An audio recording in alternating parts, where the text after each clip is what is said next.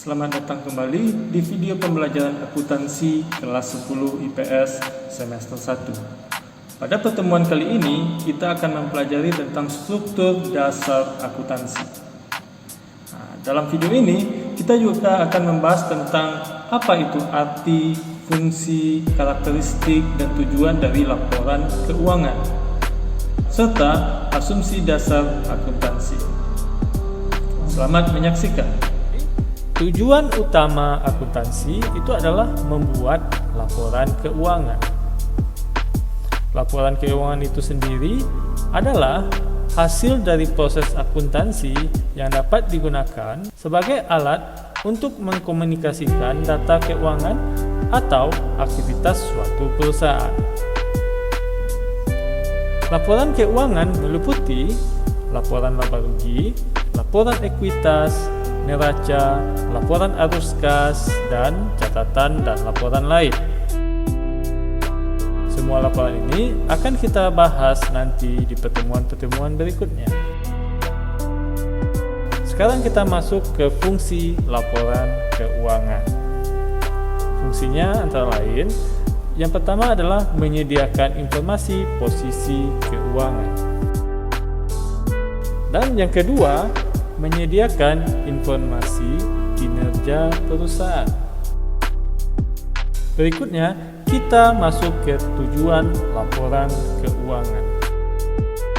Pernyataan Standar Akuntansi Keuangan atau PSAK nomor 1 menyatakan bahwa tujuan penyusunan laporan keuangan adalah sebagai berikut.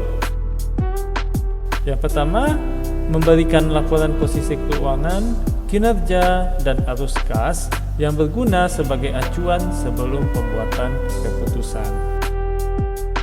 Yang kedua, menunjukkan pertanggungjawaban manajemen atas penggunaan sumber daya yang telah dipercayakan kepada mereka.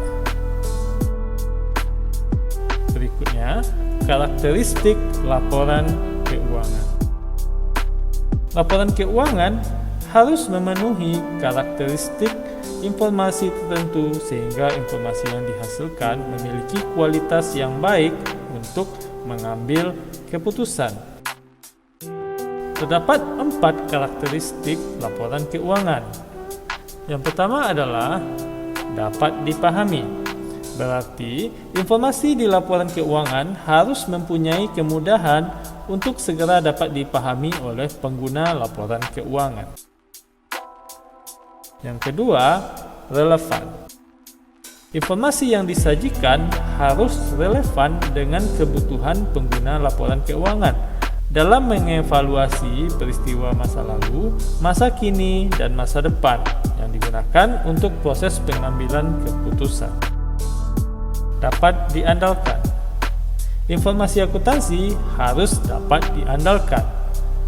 Berarti memiliki kualitas yang bebas dari pengertian yang menyesatkan, kesalahan material, dan dapat diandalkan oleh penggunanya. Dan karakteristik yang terakhir adalah dapat dibandingkan. Informasi akuntansi harus dapat dibandingkan antar periode untuk mengidentifikasi kecenderungan posisi dan kinerja keuangan. Selain itu, juga harus dapat dibandingkan dengan laporan keuangan antar perusahaan. Oleh karena itu, laporan keuangan harus disajikan secara konsisten dan umumnya disajikan minimum untuk 2 periode. Berikutnya adalah asumsi dasar akuntansi. Laporan keuangan disusun minimal 1 kali dalam setahun. Disusun dengan memperhatikan asumsi dasar agar laporan keuangan sesuai dengan keadaan yang sebenarnya.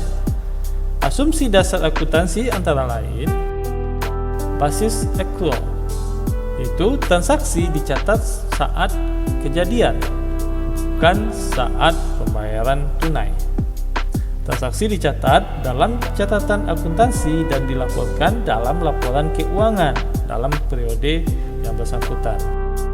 Yang kedua adalah basis kas. Transaksi pendapatan dan biaya diakui pada saat penerimaan atau pengeluaran kas.